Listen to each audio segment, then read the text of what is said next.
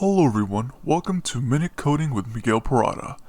Now today we're going to be a real brief lesson today again. It's on exceptions. Now we'll do some standards and practices here. You can check out the suggested video to see how to declare a variable. Alright, moving onwards. Hit F5 to run the program and we'll just test it out.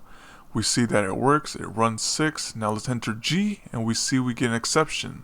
Now that's Python's exception. We can overwrite this by using the try statement.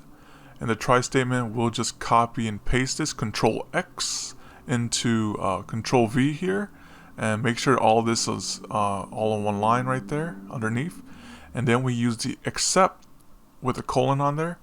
And this will happen if the user does not enter a number.